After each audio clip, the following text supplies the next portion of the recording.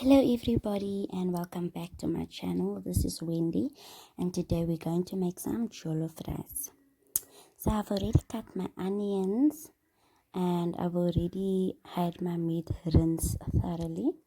Over here is egg and potato that I'm boiling, and over here you guys already know it's the pepper, tomato and onion that is blended.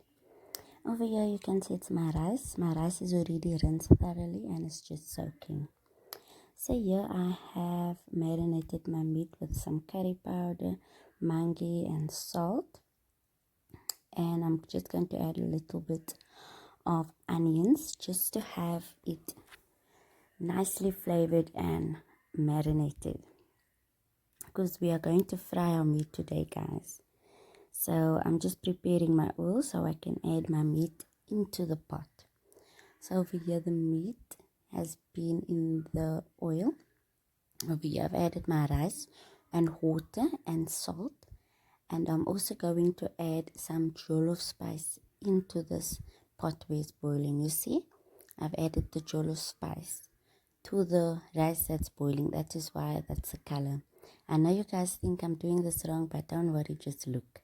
Okay, so I'm taking out my fried meat because I feel like they've already fried nicely through. I don't want it too sticky. I still want it soft and juicy for the rice.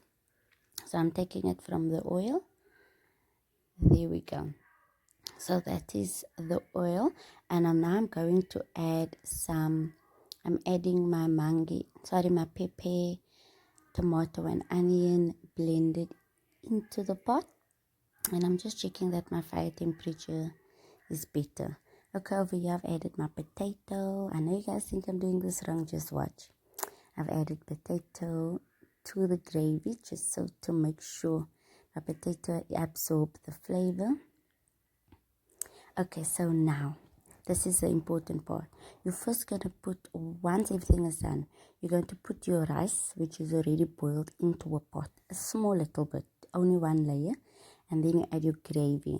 So my gravy has potato and meat, so I'm adding and I'm covering. That's my first layer. There is the second layer. So I'm adding now rice on top of that layer. Oh, that's my second bunch of rice. And now I'm adding my gravy. So remember, in your gravy needs to be your spices also, guys. I forgot to show you, but I've added my jollof spice also in the gravy, my pepper and everything, so it has that Nigerian stew jollof taste. Okay, so I'm covering the whole top pot with the gravy. You can see my rice is empty. My rice is in this pot. So just look. Cover it all up. Make sure it's covered all over so that the flavors can absorb into the rice, because you want the rice to be tasty, delicious. And the reason also why, guys, I've boiled my rice separately is because I don't want my rice to be sticky.